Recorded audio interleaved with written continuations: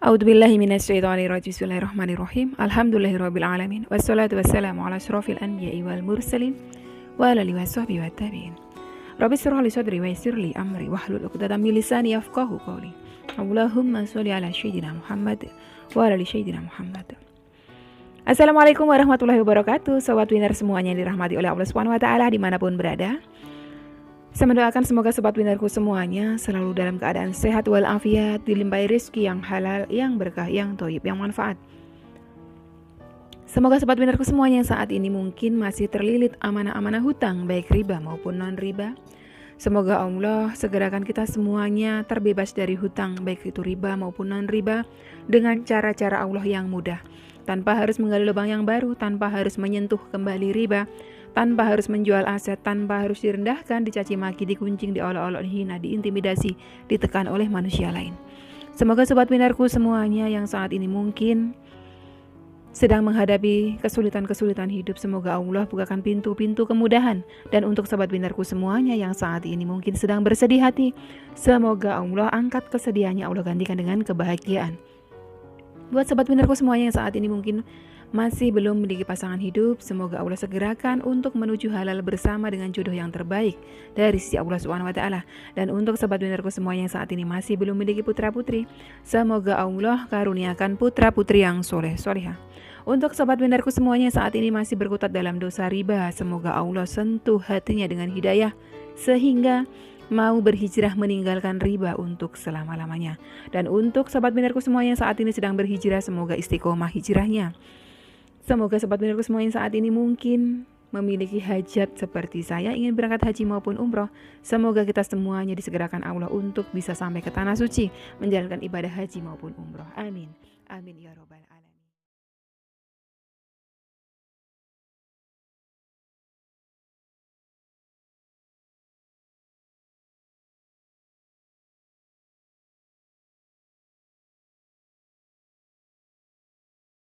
Masya Allah, tabarakallah, alhamdulillah, puji syukur kehadirat Allah SWT yang senantiasa mencurahkan rahmatnya, kasih sayangnya, ridhonya untuk kita semuanya.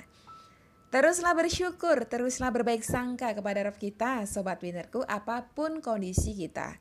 Sekalipun kita dalam kondisi tersulit dalam hidup kita tidak boleh tidak bersyukur. Kita harus bersyukur dan terus berbaik sangka, karena keduanya akan menghadirkan ridhonya Allah. Seperti sahabat kita kali ini, alhamdulillah beliau berkenan menyampaikan perjalanan hijrah beliau secara detail, dari mulai beliau terpuruk sampai beliau mendapatkan ridhonya Allah untuk bisa keluar dari jeratan riba. Bagaimana perjalanan hijrah riba beliau? Kita akan simak sama-sama. Kisah dari sahabat kita Mbak Nisa dari Bandung. Nama akun beliau dari Daryadi. Assalamualaikum warahmatullahi wabarakatuh. Waalaikumsalam warahmatullahi wabarakatuh. Umi Wiwin, perkenalkan saya Nisa dari Bandung. Saya sudah lama mengikuti channel Umi, tapi baru kali ini komen. Izin sampaikan pengalaman saya ya ini terkait hijrah dari riba. Diawali tahun 2017, Umi, tahun 2017 akhir adalah masa terpahit saya dan suami. Pada masa itu usaha peternakan ayam kami bangkrut, berarti 4 tahun yang lalu ya. Itulah awal mula kami mengenal produk riba. Kami berpikir bahwa hutang di bank bisa membangkitkan usaha kami. Singkatnya, 6 bulan pertama kami masih lancar membayar cicilan bank. Tapi masuk bulan ke-7 usaha kembali goyang karena pesaing mulai banyak bermunculan. Sehingga pembayaran cicilan pun ikut macet. Sejak saat itu orang bank beberapa kali datang ke rumah. Singkat cerita Umi, awal 2020 kami terpaksa harus menjual salah satu aset kami. Tahun lalu berarti ya. Tanah yang kami buat peternakan kami jual untuk menutup utang bank yang saat itu sekitar 70 jutaan. Ada sisa sekitar 30 jutaan dari hasil jual tanah. Tapi Umi, kami masih belum juga sadar dengan dosa besar riba ini. Suami punya ide, mobil pick up yang selama ini kami pakai stor ayam, kami jual dan kami tambah uang sisa untuk pakai DP cicil mobil baru. Niat hati buat suami nge-Grab. Jadilah kami kecemplung riba lagi. Sedih Jadi beliau sisa jual tanah ya, setelah bayar utang-utang beliau cicilkan lagi ke produk riba, cicilan mobil. Karena pada saat itu beliau masih belum paham mengenai dosa riba, efeknya seperti apa ya. Kami waktu itu punya cicilan mobil 2 juta lebih sedikit, tapi belum lama suami nge-Grab, muncullah pandemi di negara kita. Sehingga segala sektor sepi, termasuk GrabCar. Dari situ kami hidup makin sulit, bahkan urusan makan saja kadang saya minta beras ke rumah mamah saya. Malu sebenarnya Dalam keadaan terhimpit seperti itu, suami saya bisa kepikiran main judi. Berharap menang dan bisa merubah nasib. Makin hancur kehidupan kami. Di pertengahan tahun 2020 kemarin Jadi gak sedikit memang orang-orang yang berpikir bahwa bisa menyelesaikan permasalahan besar ya, permasalahan hutang riba dengan jalan pintas dosa lagi.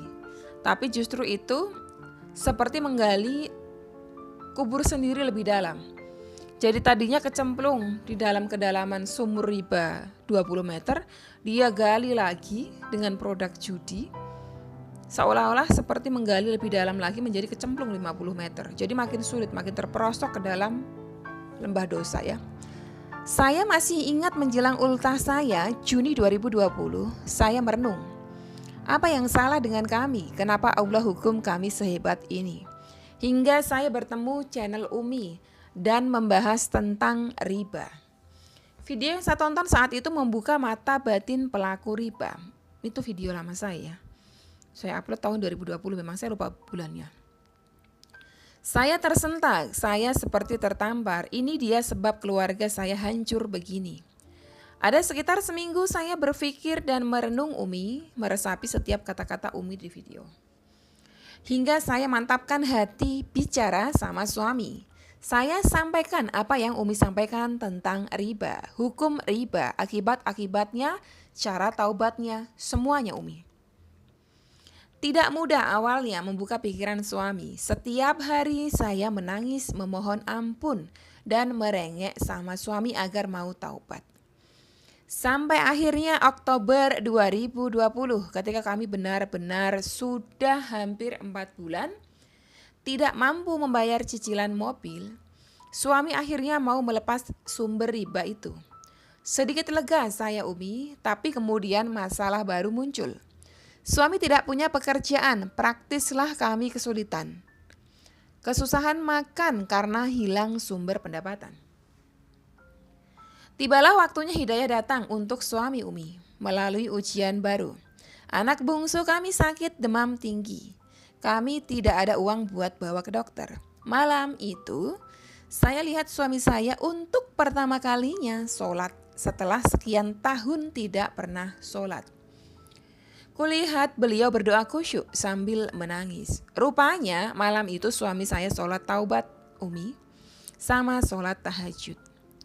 Lama suami saya berzikir dan berdoa hingga saya yang di sampingnya tertidur. Pas masuk waktu subuh, suami bangunkan saya. Diajaknya saya sholat subuh berjamaah. Masya Allah, tabarakallah. Hidayah bisa datang kepada seorang hamba melalui apa saja. Ada yang melalui kesenangan, ada yang juga melalui kesedihan seperti beliau ini ya. Tinggal manusianya mau menerima apa enggak. Ada juga yang melalui nasihat dari orang lain ya, masuk sebagai hidayah, tapi ada juga yang diberikan nasihat malah semakin menjadi-jadi, ada juga seperti itu. Tidak terima, makin dendam, makin sakit hati, makin hasad, makin tulis-tulis status ya, makin nyakitin hati orang lain, ada juga yang seperti itu. Berarti hidayah tidak masuk kepada hati hasad seperti itu ya. Na'udzubillah min dzalik. Entah kenapa Umi, pagi itu terasa cerah sekali. Udara seolah bersih banget dan melegakan nafas saya. Padahal pagi itu tidak ada makanan yang bisa kami makan. Melihat si bungsu baru sembuh masih sakit, saya beranikan diri telepon mamah bermaksud pinjam uang untuk makan kami. Disuruhlah saya ke rumah ambil uang. Sampai rumah mamah disodorin saya gelang sama mamah. Disuruh jual buat biaya berobat dedek sama makan beberapa hari ke depan. Dikasih juga masakan buat sarapan. Pulanglah saya Umi bawa makanan. Lalu kemudian saya ke toko emas jual itu gelang. Alhamdulillah. Laku 5 juta lebih Umi. Sebelum pulang saya mampir ke pasar belanja lauk dan sayur buat bahan masakan seminggu ke depan. Hingga siang saya pulang dari pasar. Sekitar jam 11 siang saya sampai rumah.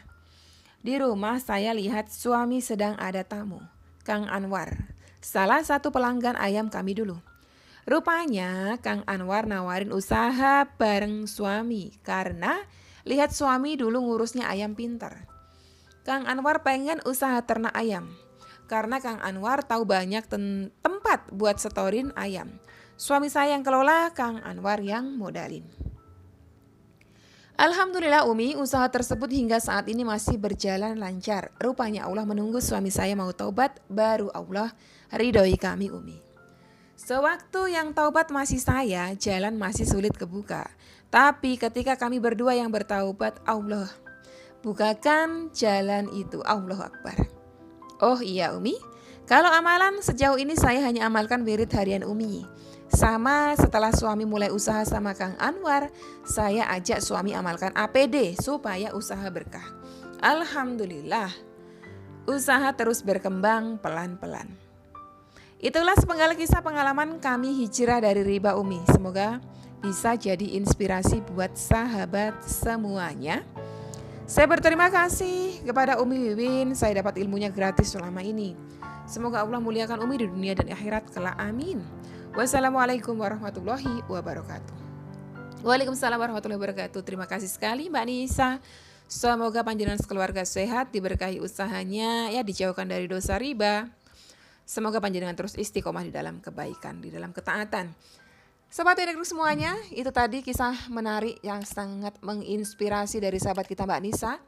Beliau terlilit hutang hampir ratusan juta ya. Ratusan juta itu sepertinya karena kalau di total bank beliau diangsur aja masih 170 berarti udah ratusan. Ditambah lagi mobil ya, udah berapa puluh juta atau berapa ratus juta ya. Tidak ada yang tidak mungkin jika Allah sudah berkehendak, maka buatlah Allah berkehendak kepada panjenengan, berkehendak untuk menolong panjenengan. Dengan cara apa? Dengan cara mengharapkan ridhonya Allah. Jika panjenengan mungkin ada yang menasihati, terimalah nasihat-nasihat tersebut selagi itu untuk kebaikan panjenengan. Karena kita tidak pernah tahu hidayahnya Allah itu datang melalui apa, melalui siapa aja. Bisa melalui lisannya ulama, bisa juga melalui lisan pendosa seperti saya, bisa juga melalui ujian yang seperti dialami Mbak Nisa tadi. Intinya, ya, apapun itu, terus berbaik sangka kepada Allah, kepada makhluknya Allah termasuk ya. Istiqomahkan terus apa yang menjadi amal soleh panjenengan selama ini ya. Wasilahnya apa aja silahkan APD, AMH, sholawat Jibril, sholawat Nabi, sholawat munjiat, sedekah subuh, sholat tahajud, zuha, witir. Apa aja yang panjenengan sudah istiqomahkan, istiqomahkanlah terus semata-mata hanya mengharap ridhonya Allah. Insya Allah pasti Allah ridhoi panjenengan. Sampai di sini dulu video kali ini. Semoga bermanfaat buat panjenengan semuanya. Tetap semangat hijrahnya. Wassalamualaikum warahmatullahi wabarakatuh.